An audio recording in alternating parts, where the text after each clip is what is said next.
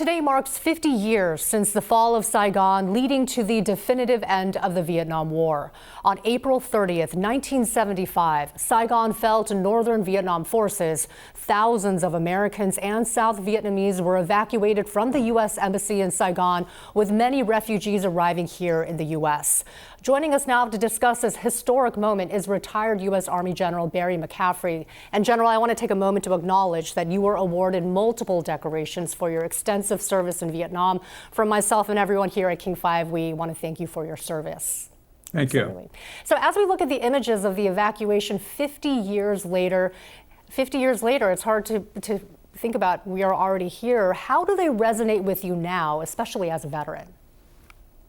Well, obviously it was an immense tragedy. It went on for years. It ended up killing 59,000 plus American troops, over 303,000 wounded, 75,000 of them badly maimed.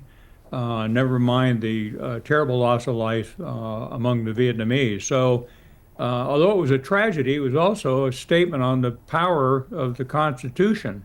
Year after year, we drafted hundreds of thousands of young men and sent them into combat, and they complied with the directives of the president, supported by the Congress of the United States. So it's a mixed memory, I'm sure, in most of the veterans out here that will watch this interview.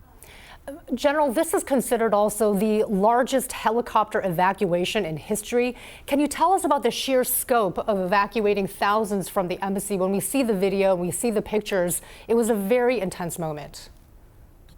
Well, yeah, it was, no question. They put out Bing Crosby playing White Christmas over the Armed Forces radio. That was the network coded call, get to an evacuation point.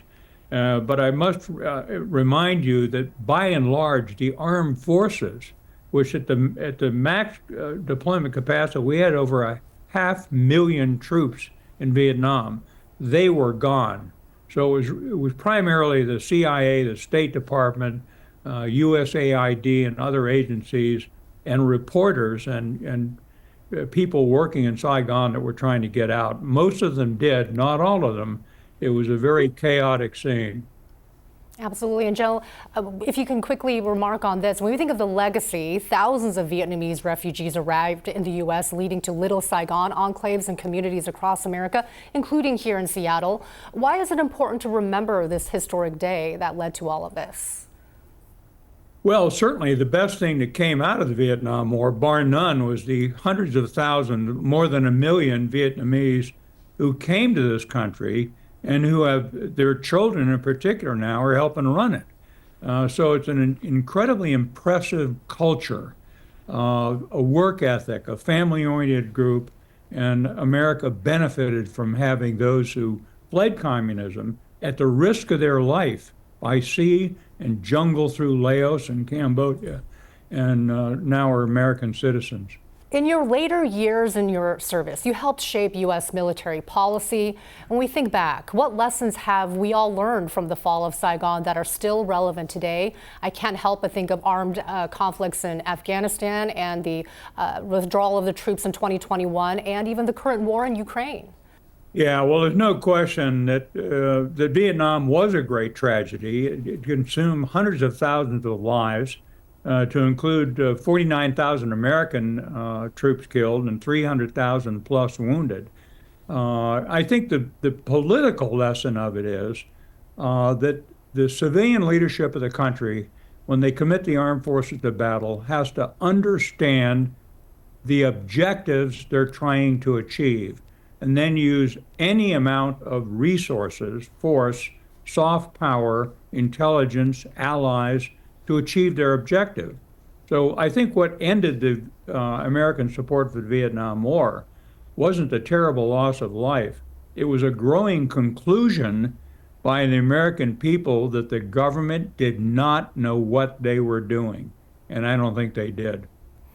You know, when we think of the current administration and Trump's sort of involvement with the war in Ukraine and the negotiations between Russia and Ukraine, how did the war in Vietnam and the way it ended affect your views on future American interventions?